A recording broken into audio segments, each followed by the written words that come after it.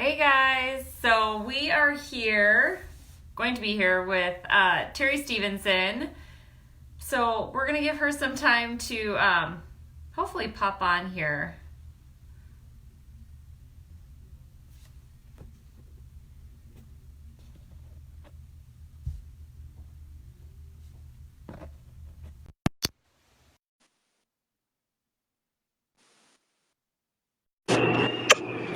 Hey, Hey, am hey, am I seriously? I'm supposed to be this way. Yes. Am I the right Can way? you Am I the right way? can you turn your phone? Well, It's turn it once, but I this way. was this way. Okay. It might just It might just look funny, whatever. It doesn't matter. All right, you guys. Terry's here. He is going to be talking about strength training. Yeah. No, this is my favorite subject. So I was so excited when Dr. Kylie asked me to talk about it because it's definitely something I'm super passionate about. Excitingly enough, I think that there's tons of information going out there about strength training and the importance of strength training. You know, we can kind of slide. I was talking to somebody just the other day, and he's like, yeah, it was great when I was in my 20s and in high school. I could literally like eat a pizza and the next day, eat normal and totally fine, no weight gain. Or if I went on a trip, right, the next week, I can kind of recover, bounce back, and be right where I was. But as we age, that isn't the case anymore for most of us, like 99% of us. So it's what it boils down to is that metabolism just starts to slow down as we age. And the biggest and best way that we can combat that metabolism slowdown is through strength training. After age, some say 40, some say 30, but it's kind of a little bit different for everyone. We lose that 3 to 10% of muscle mass per decade. So let that sink in. Yeah. If you're losing 10% of your muscle mass, especially if you have a sedentary job, you're probably on that upper end.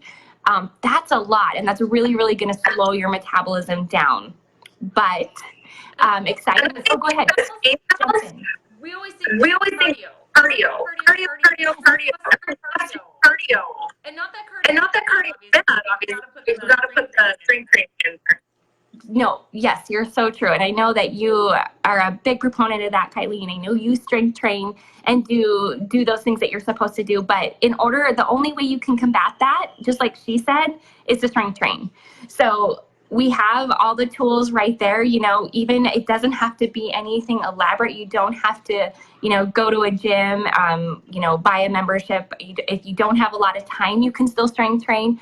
All essentially you need is some dumbbells that are going to challenge you, and make those muscles work and just make your body do things that differently. So if you're not currently strength training, definitely start. You can start with just body weight. I tell people sit-ups, push-ups, and squats a couple of times a day is a great way to start, and you don't even need weights.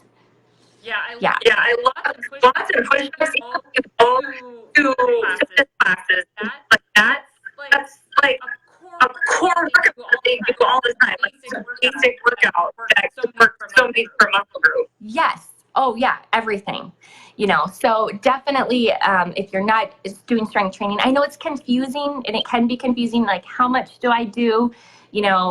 Everybody kind of says something different, but really, the best thing is just to start. If you're not doing any, start with a day a week. If you're, starting to kind of get in the flow and doing a little bit of strength training, set a goal for 2 days a week. And like Kylie said, it really is important to have that balance. I go to CrossFit classes a lot because I love the community and I love the support. I love to do our boot camps because I love the community and support. And with both of those avenues, you really get a variety of cardio and strength. If you hate strength training, you can get it in while you're doing cardio. Don't even realize you're strength training, and vice versa. So definitely look into some HIIT workouts and things like that really make strength training super fun. And like I said, a group is always a great way to do that too. I love that you said that, I do a lot of that just as time. Yeah. Whatnot. But I think people forget too that a good strength training workout, if you're doing like one strength training session, your heart rate really gonna get up there. And it's a great cardio workout as well.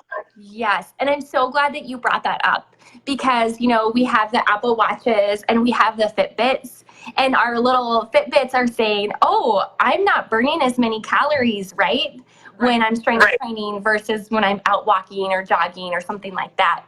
And yes, according, and that's correct. You know, you're probably not at that moment burning more calories, but the beautiful thing about strength training that we have to remember, even though initial number is lower, you're going to be burning more calories all throughout the day. Yes. So while your run is great for your heart and it's super beneficial and it's going to provide you balance, that strength training session is just going to keep that metabolism revved and firing all day long. Yeah, and it doesn't have to be boring. Yes. Because if you're going one to the next, you're doing that really good workout, you get 10 minutes of strength training. You can get a lot done, get your heart rate up, and you will sweat in 10 minutes. Yes, absolutely. That's why it's so great. You mean you can do this on your lunch break right at your desk. You know, you have a chair. If you haven't done squats, just go sit up and down in your chair. Maybe a couple weeks in, you have some little weights you can hide under your desk. You know, and then here you're strength training on your lunch break, like Kylie said, in those 10 or 15-minute increments and getting a lot done. Yeah. So Terri, talk to you more. Where do they find that information? Well, definitely shoot me a message on Facebook. You know, just right on this page, you can click on my name and I can give you some information if you're wanting just a little bit of guidance as far as strength training. If you're, you know, want information on our programs and services, I can definitely give you that too. And we have a free Facebook group where we post workouts and recipes and things like that that I'd love to add you to as well, just to maybe get you going. We you know, do a lot of videos where we go over form and so forth. So we'd love to help you just really, really feel good, combat that muscle loss that's really going to slow our metabolisms down, that's going to lead to us gaining weight easily. Even if we're not gaining weight, we need that bone. I think a lot of times we forget about that our bones need, and Kylie, this is your area of expertise, our bones need that work too, because we really, really need to keep that skeletal mass on the up and up, because that's something that likes to drop too. And I think too, when you start to do the strength routine, remember that sometimes it's okay to less weight as long as you have better posture. Yes. It doesn't matter if all this weight and you have really bad form. Yes. In order to carry that weight, that's not good to injuries. It's partly.